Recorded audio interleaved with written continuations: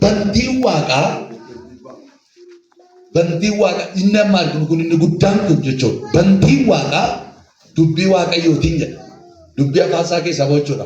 Dubbii waaqayyootiin wanti bantii waaqaa keessatti argamanis biiftuu haa ta'u, urjii haa ta'u, addeessaa haa ta'u, wanti samii kana keessa jiru hundisaa hafuura afaansaa keessaa ba'uun hojjetaman jedha.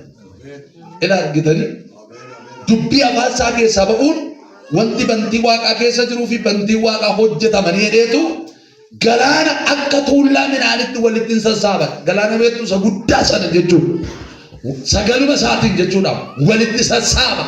Akka nama nadoo garasii garanaa walitti guuree tuullaa godhee dhaabutti galaana akkas gochuu danda'a jedha Daawit. Bishaan baay'ee wanta akka gombisaatti hin galcha.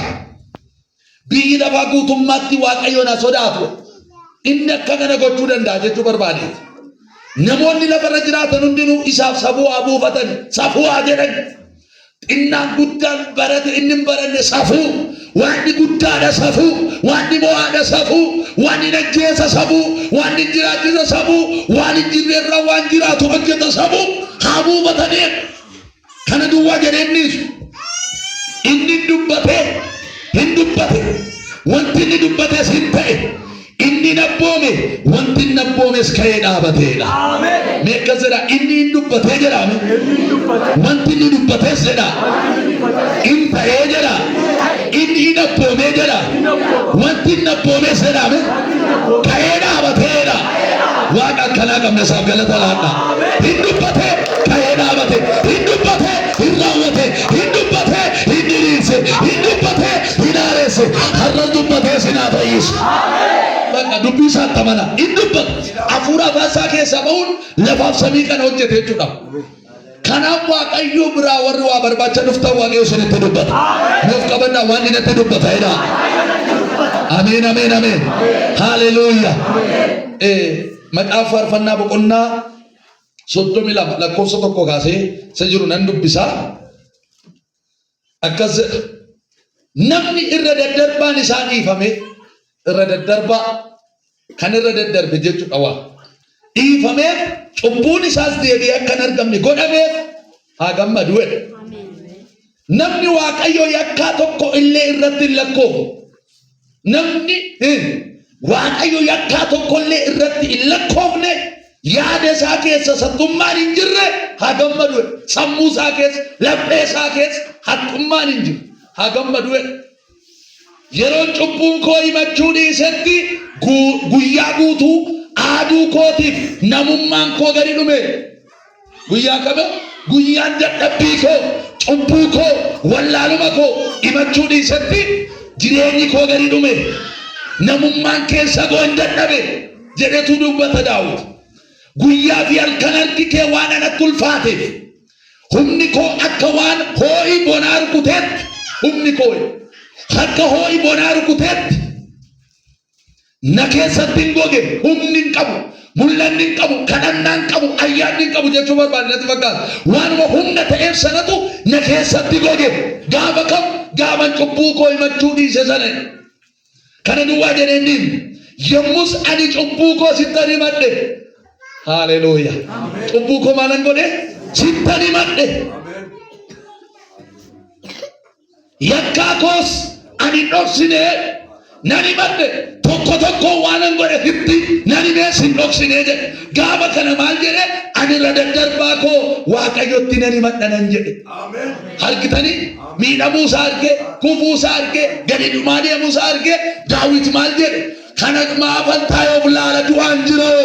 Kanaaf waaqayyo kottan himadhe, cubbuu koo nan himadhe, balleessaa koo nan himadhe, hanqina koo tokko toon hin hambisin isa dhoksine jedhe. San booda ergan itti himadhe jedhaga. Ati immoo waaqayyotti nan himadha nan jedhe. Ati immoo yakkaa cubbuu kooti anatti murame anaaf dhiifte jedha. Ameen. Sitti himadhe maallaa goote ati immoo anaaf dhiifte. Egaa namni siif of kenne hundinuu yeroo rakkinaatti si barbaadee si haa kadhatu.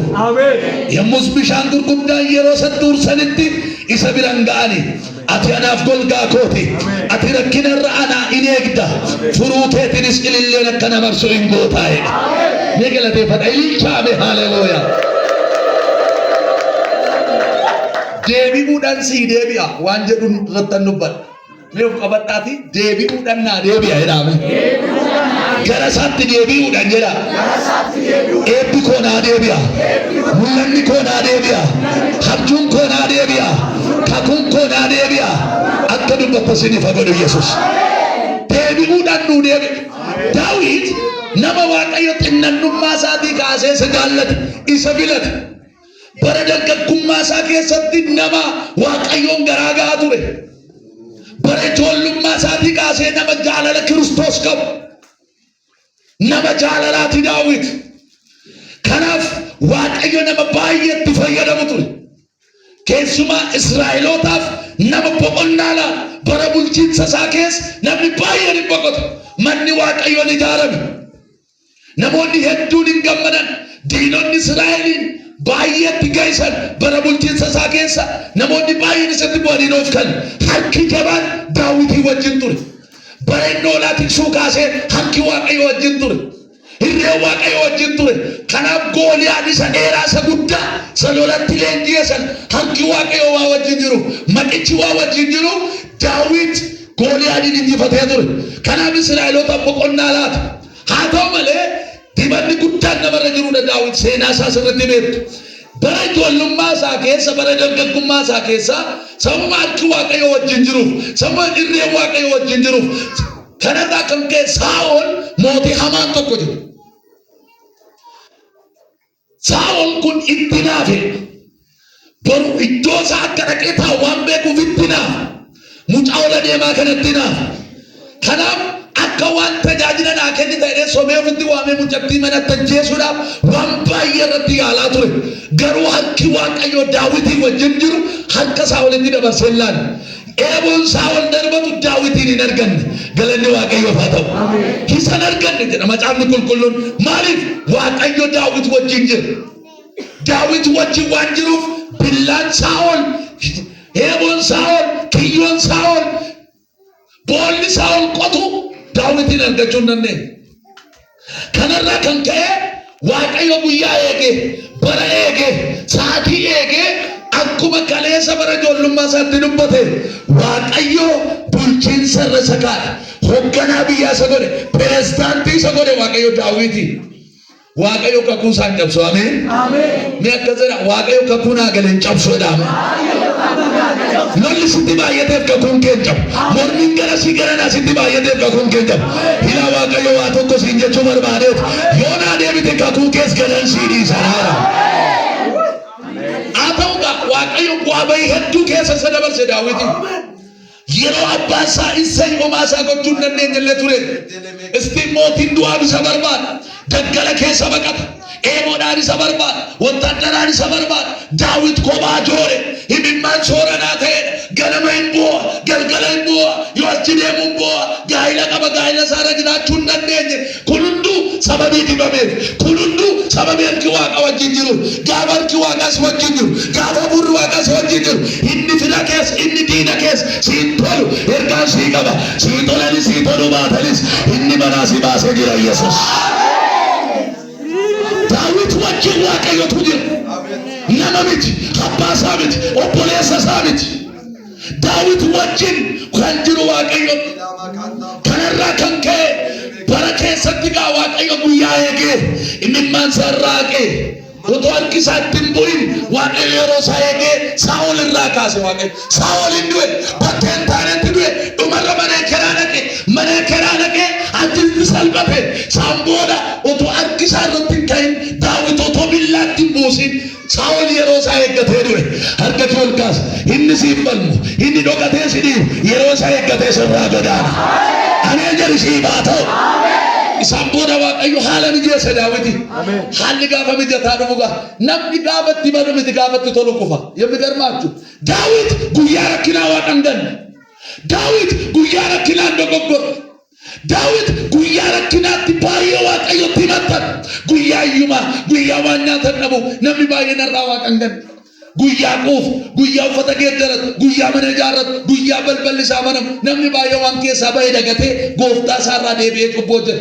Daawit namni guddaan kuni utuma mana waaqayyoo keessa jiru toon pirezidaantii ta'ee jiru hin dogoggore guyyaa tokko hin dogoggore nama waan ta'eef hin dogoggore gaafa dogoggoru immoo cubbuusaa dhoksuudhaaf wanti inni hin goone hin jiru cubbuudhaa dhoksuu irratti cubbuu biraa dabale macaafa saamu'eel keessa dhaqaa dubbisaa isa duraa isa lammaffaa guutummaatti waa'ee daawit odeesse hin argattu hin dogoggore haadha manaa namaa fudhateen sara darbee abbaa manaa ishii dirree waraanatti ajjeechisiise kanas dhoksee dhiise kana duwwaa miti hin ulfoofte ati manaa isaa samboona waaqayyo dhalaa tulfeessite kunis hin guddatu hin du'a jedhe kana duwwaa miti cubbuu ati ishee irratti hojjette kana argeera Israa'el irraa ulfinni fuudhameera jedhee waaqayyo Daawiti kanaaf lola kana alaa sitti kaasu keessaa sitti kaasane ijoolleen Daawit lama walitti garagalanii jaalala keessa galan kuni haraamu sejennu san ijoolleen amaantu wal jaallatee cubbuun taane hojjete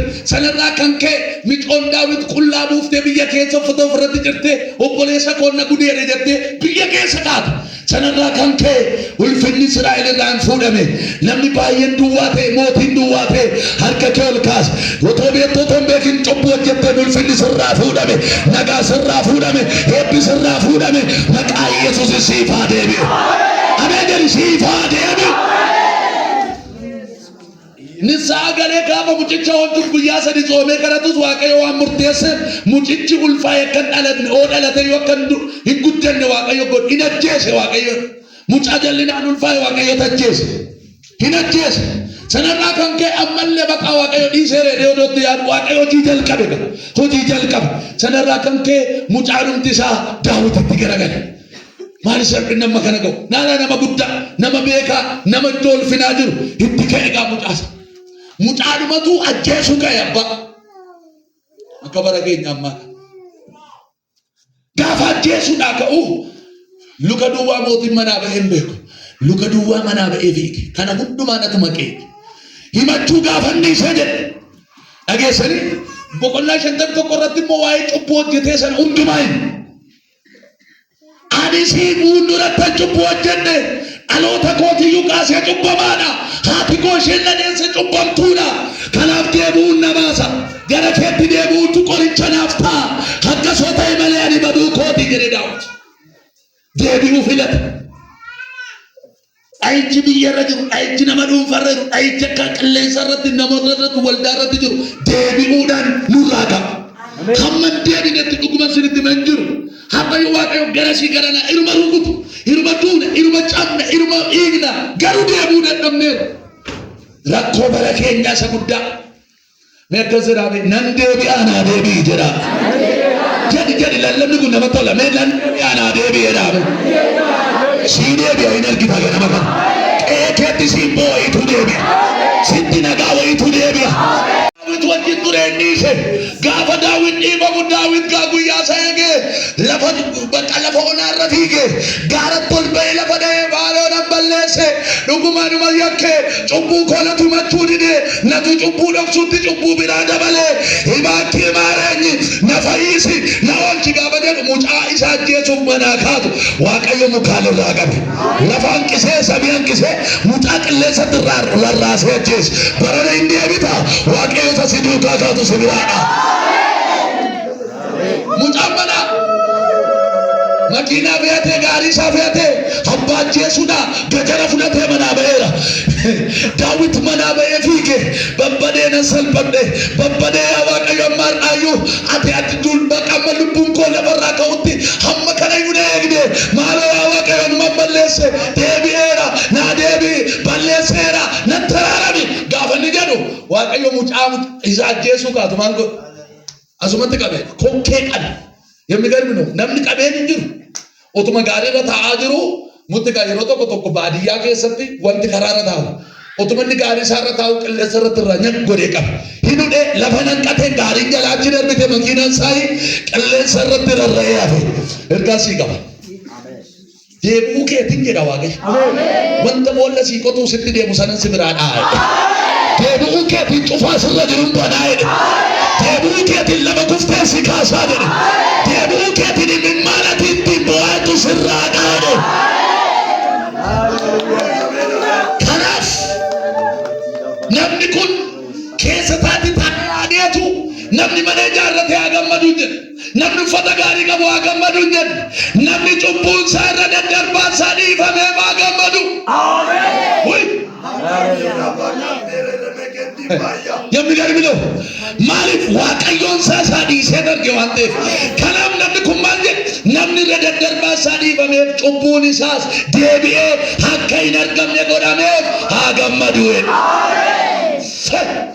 guyyaa tokko dogoggore deebi'een dogoggoru nama akka garaa koo waaw Zarra dhaloonni torbee tokko bakka dhiisee dheedhi saagalee torbee tokko booda bakkuma galeetti deemu ji'a tokko booda dhiisee ji'a tokko booda immoo waggaa kana taara otoo hin taane Daawit guyyaa suma san dogoggore eegas itti hin deebine waaqayyo nama akka garaa koodheen siiman kadhachuu barbaada maqaa gooftaa Yesuus biyya lafaarra jirtutti nama akka garaa nama odoo hin taane nama akka garaa waaqayyo ta'ii darba akka garaa waaqayyo akka taatu sii kadhadheera. Namni baay'een akka garaa waaqayyo ta'u irraa akka namaa ta'uu barbaada. Garaa nama ga'uu barbaada. Obboleetti koo garaa nama hin geessu. Obboleessa koo lallabdee garaa nama hin geessu. Tirfiin nama fayyisaatti ajjeesta.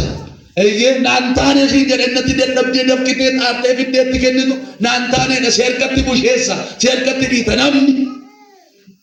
Waaqayyo gooftaan irra daddarbaa isaa dhiiseef akka isaa dhiisee macaafa kana keessatti argina. Kanaaf namni waaqayyo yakkaa tokkollee irratti hin lakkoomne. Irratti kan hin lakkoomne waaqayyo yakkaa hin lakkaa tokko lama sadii jedhe seeruu gaafaati humnaa ol sadii afur cabsaa deemtu seedaba kanarraan baranne dura hidhameera dura cubboo hojjeteera dura rakkoo qabaa faayilli kee dura ilaalama biyya lafaa keessattu barateera hidhamee ture kanarraa waa barate hin baran kanaaf qoy ammas hin barsiisaa itti daballaa waaqayyo illakka garuu yeroo ati himattu isa lakkaa ture sana siidhiisa jechuudha. Siidhiisa. Akka lakkaawwamni godhameef yaada isaa saaqummaan keessa hin jirre hammeenyi kan keessa hin jirre waaqayyo kan isaa dhiise namni akkasii haa gammadu. Hammame rakkoon bakkee keenya miti garaa keenya rakkoo ulfaataan bara kana nu rakkise hunda keenya bakkee keenya miti. Bakkee keenya hunduu miskiin hunduu nama waaqaati. Kanuu keessi keenya haxxummaadhaan hamminaan guutame taanaan kana kan waaqayyo illee ta'usisu. Bara yoo dhaqanii ilaaltan seera boqonnaa 5 boqonnaa 6 ilaaltan wanta namni guyyaa dhangalaa isaatti yaadee qopheessu waaqayyo talga waan ta'eef hamaa duwwaa ta'uusaa argee waan yaada kee dubbisa afaan kee garaa kee ilaala waaqayyo qalbii kee jireenya kee keessa waan jiru bakkee keerra isa gara ilaala natti toleera natti hin tolle kan jedhu yaada kee ilaala jechuudha. Maqaa Yesuus yaadi waaqayyo sinii qabu sinitti haa mul'atu. Yaadi si waaqayyo qabdanis waaqayyo haa mul'atu. Eeyyee garaan keenya waaqayyo duraa dhokataa miti qaba. Nama duraa dhokataadha jaarsa waldaa duraa dhokataadha gooddeenyaa kee duraa dhokataadha maal inni yaadi ishiiraan gadu yeroo tokko yaadi isaanaan gadu maal dhokataadha yaadi namaa. Ergamootaaf iniifuu yaadi kee seeqanaafis iniifuu yaadi kee obboleessaaniif kaniifuuf yaadi kee waaqayyo duwwaa garaa namaa kan beeku waaqayyo duwwaa. Nageessani seexanni namni ollaan kee waan garaa kee keessaati baastee dubbatte isaatti dubbatte beeku waan ati dubbattee dhamma geessu amma hin geenye si badaa. Waaqayyo garuu yoo dubbattes yoo dubbachuu baattes isa garaa kee keessa ulfaa'ee jiru si beeka isa keessa kee taa'ee jiru. Kanaaf ati bakkee ilaaltee garaan ilaalee kanaaf waaqayyo garaa ilaalee Daawitiin argate kanaaf cubbuu koo yeroo dhoksetti jedhe sau ati dabbiqaan hin dhoksa otoo dhoksuu baannee dhuguma sinitti himannu baay'ee guddaa nan dhokse yeroo cubbuu koo himachuu dhiisan guyyaa guutuu aaduu kootiif namummaan koo gadi dhume akka nama dhukkubni ulfaatan irratti lafa dha'ee taada hin nyaata hin aada hin uffata hin aada namni baay'een ammayyuu hin aada. Maaltu achise hojjan cubbuudha. Cubbuun na achisee jedhe namummaan koo immoo akka gadi dhumu godhe. Cubbuun buddeen nyaachuu nama hin dhowwu sirriitti dhaggeeffadhaa. Cubbuun uffata uffachuu nama hin dhowwu. Cubbuun waldaa dhaquu nama hin dhowwu badaayyuu hin dhugna. Cubbuun gamoo ijaaruu nama hin dhowwu. Dooktora jedhamuu nama hin dhowwu. Piroofeesarii jedhamuu nama hin dhowwu. Cubbuun jireenya nagaa Kiristoos keessa argamu akka hin arganne balbala nutti dhufu. Kiristoos hin akka hin argan hafuura qulqulluu akka hin argan balbala nutti dhufu. Kanaaf jireenya isa ta'e Kiristoosin akka nu waliin argineef cubbuun baay'ee keenyaa saamaa. Israa'el hin kadhatu cubbuun dhiisan. Kanarraa kan ka'e Waaqayyo kee gurri koo duudee waan sin dhaga'uu dadhabe sinitti fakkaata akka dhaloota bara keenya amma inni ginaan deebiin argatu. Maali Waaqayyo nu alaa calliseenna? Sirriidha calliseera. Waaqayyo garuu gurran qabuu jechuu miti. Waaqayyo waan taa'anii hin arginee miti argeera.